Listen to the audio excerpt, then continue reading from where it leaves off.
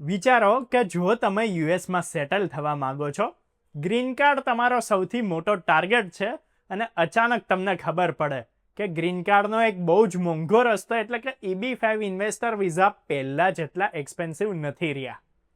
Fees કે જે પહેલાં $11,000થી પણ વધારે હતી એ ડાયરેક્ટ $3,600 સુધી નીચે થઈ ગઈ છે.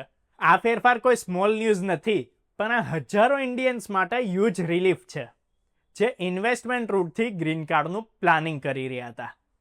આ વિડીયોમાં આજે આપણે સમજીશું કે ફીસ અચાનક આટલી બધી ઓછી કેમ થઈ ગઈ, કોર્ટે શું ડિસિઝન આપેલું છે, એનાથી ઇન્ડિયન એપ્લિકન્ટ્સને કઈ રીતે ફાયદો થશે, કઈ ડેટ્સ ધ્યાનમાં રાખવાની છે, આગળ શું ચેન્જીસ આવી શકે છે અને એપ્લિકન્ટ્સ કેવી રીતે તૈયાર રહે. તો આ વિડીયો તમારા માટે બહુ વધારે હેલ્પફુલ રહેવાનો છે. તો સૌથી પહેલાં સમજી લઈએ કે આ EB-5 વિઝા એક એવો પ્રોગ્રામ છે કે જેમાં ફોરેન ઇન્વેસ્ટર્સ યુએસમાં જોબ ક્રિએટિંગ પ્રોજેક્ટ્સમાં પૈસા લગાવે છે અને બદલામાં એમને ગ્રીન કાર્ડ મળતું હોય છે. ઇન્ડિયન્સ માટે આ બહુ પોપ્યુલર રૂટ રહ્યો છે કેમ કે એનાથી પ્રોસેસિંગ બહુ ફાસ્ટ થઈ જાય છે અને ફેમિલી પણ સાથે જ ગ્રીન કાર્ડ મેળવી શકતી હોય છે. પણ ગયા વર્ષે USCISએ EB-5ની ફીસને બહુ મેસિવલી વધારી દીધેલી, ખાસ કરીને ફોર્મ I-526 કે જેના થ્રુ સ્ટેન્ડ અલોન ઇન્વેસ્ટર્સ પણ એપ્લાય કરતા હોય છે. એમની ફીસ $3,675થી વધારીને $11,160 સુધી કરી દેવામાં આવેલી. આ ફેરફાર 1 એપ્રિલ 2024થી લાગુ થયો હતો અને એનાથી EB-5 લોકો માટે બહુ મોંઘું થઈ ગયું હતું. પણ હવે બધું બદલાઈ ગયું છે. કોલોરાડોની એક ફેડરલ કોર્ટે એક બહુ મોટો ચુકાદો આપ્યો છે. એની પછી બધી જ ઇન્ક્રીઝ ફીસ રોકી દેવામાં આવી છે. કોર્ટે કહ્યું છે કે 2022ના EB-5 રિફોર્મ એન્ડ ઇન્ટિગ્રિટી એક્ટની અંડર DHSને અધિકાર જ નહોતો કે ફીઝને એ રીતે વધારે જેવું નવા રોલમાં કરવામાં આવેલું. એના લીધે 12 નવેમ્બર 2025 કોર્ટે ક્લિયર કહી દીધું છે કે ભાઈ નવી ફી EB-5 પ્રોગ્રામ પર લાગુ નહીં થાય. આ ડિસિઝનનો ડાયરેક્ટ મિનિંગ એ છે કે બધી જ એપ્લિકેશન્સ હવે જૂની ઓછી ફીસ પર જ એક્સેપ્ટ થશે. USCISએ ઓફિશિયલી એનાઉન્સ કર્યું છે કે કોર્ટના ઓર્ડરને ફોલો કરશે અને અત્યાર માટે એ જ ફીસ એટલે કે જે પહેલાં 31 માર્ચ 2024 સુધી લાગુ હતી એને જ એક્સેપ્ટ કરશે. એટલે જે એપ્લિકેશન્સ ફોર્મ I-526 ફાઇલ કરવા માંગે છે એ હવે ફરીથી ખાલી $3,675 કરી શકે છે, $11,160 નહીં આપવા પડે. એ જ રીતે બાકી એવી 5 ફોર્મ્સની ફીસ પણ રિવર્ટ કરી દેવામાં આવી છે, પણ ડેટ્સ બહુ ઇમ્પોર્ટન્ટ છે. કોર્ટે ક્લિયર કહ્યું છે કે 26 નવેમ્બર 2025 પછી જો કોઈ એપ્લિકન્ટ હાયર ફીસ આપશે તો USCIS એને રિજેક્ટ કરી દેશે. મતલબ એપ્લિકન્ટ્સે કરંટ ફી શેડ્યુલને ફોલો કરવું પડશે. હવે જોઈએ એનો ફાયદો ઇન્ડિયન્સને કેવી રીતે મળે છે. તો સૌથી મોટું ફેક્ટર છે કોસ્ટ બેરિયર હટી જવું. ઇન્ડિયન્સ કે જે EB-5 થ્રુ યુએસમાં સેટલ થવા માંગતા હતા પણ હાઈ ફીસને લીધે પાછળ હટી રહ્યા હતા, હવે એમના માટે આ રસ્તો ઓપન થઈ ગયો છે.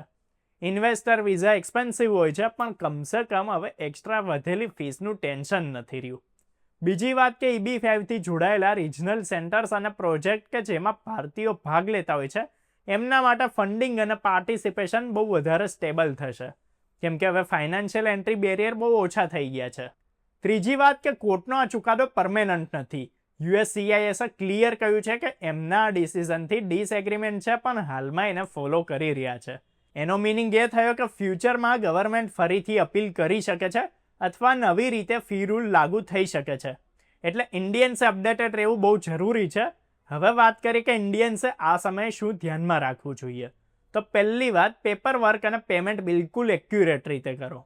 જો ભૂલથી તમે ઓલ્ડ હાઈફી વાળી એમાઉન્ટ મોકલી દો છો તો ફોર્મ રિજેક્ટ થઈ શકે છે. બીજી વસ્તુ કે ડેડલાઇનની યાદ રાખો. કોર્ટના ઓર્ડર પછી હવે રિડ્યુસ ફીસ માન્ય છે પણ રૂલ્સ જે છે એ ફ્યુચરમાં ફરીથી ચેન્જ થઈ શકે છે, એટલે અપડેટેડ રહેવું બહુ જ જરૂરી છે. ત્રીજી વાત છે કે જો તમે EB-5 માટે પ્લાનિંગ કરી રહ્યા છો તો અત્યારનો સમય તમારા માટે સૌથી સારો રહી શકે છે કેમ કે કોસ્ટ ઓછી છે અને પ્રોસેસ ટેમ્પરરીલી પ્રિડિક્ટેબલ થઈ ગઈ છે. ચોથી વાત કે લીગલ ગાઈડન્સ જરૂરથી લેવું. EB-5 એક કોમ્પ્લેક્સ કેટેગરી છે અને દરેક સ્મોલ ડિટેલ ફ્યુચરમાં પ્રોબ્લેમ બનાવી શકે છે. ડિસિઝન પર અલગ અલગ રિએક્શન પણ આવ્યા છે. USCISએ કહ્યું છે કે ભાઈ એ કોર્ટના ડિસિઝનને ફોલો કરી રહ્યું છે પણ એમનું માનવું છે કે કોર્ટનું જજમેન્ટ સાચું નથી.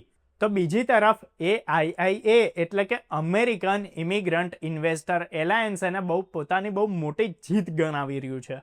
એમનું કહેવું છે કે ભાઈ એમણે ઘણી વખત EB5 ઇન્વેસ્ટર્સ માટે લો સૂટ્સ ફાઇલ કર્યા હતા અને આ વખતે પણ એમણે ગવર્મેન્ટને ફી ઇન્ક્રીઝ રોલબેક કરવા પર મજબૂર કરી છે.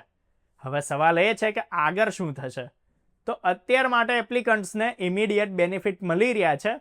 EB5ની કોસ્ટ બહુ ઓછી થઈ ગઈ છે અને આ રૂલ પૂરેપૂરો લાગુ છે. પણ DHS કે USCIS ફ્યુચરમાં અપીલ કરી શકે છે અને ફરીથી નવા ફી રૂલ્સ લાવી પણ શકે છે. એટલે સૌથી જરૂરી વાત એ છે કે જે લોકો EB5 વિચારી રહ્યા છે એ અપડેટેડ રહે, પેપર વર્ક પોતાનું સ્ટ્રોંગ રાખે અને કોઈ પણ મેજર ડિસિઝન લેતા પહેલા સાચી લીગલ એડવાઇસ જરૂરથી લે. આ ચેન્જ શોર્ટ ટર્મ પણ હોઈ શકે છે, લોંગ ટર્મ પણ હોઈ શકે છે. અત્યારે કંઈ પણ કહેવું બહુ વધારે અઘરું છે, પણ લાખો ઇન્ડિયન્સ માટે આ બહુ મોટી રાહત છે, એમાંય ખાસ કરીને એમના માટે કે જે યુએસમાં સેટલ થવાનો લોંગ ટર્મ પ્લાન બનાવી રહ્યા હોય. તો આ આખા મુદ્દે તમારો શું ઓપિનિયન છે એ કમેન્ટ સેક્શનમાં જરૂરથી જણાવો. આવી જ અપડેટ્સ વિડીયોઝ માટે જોતા રહો અર્બન ગુજરાતી. ફોલો કરો, સબસ્ક્રાઇબ કરો.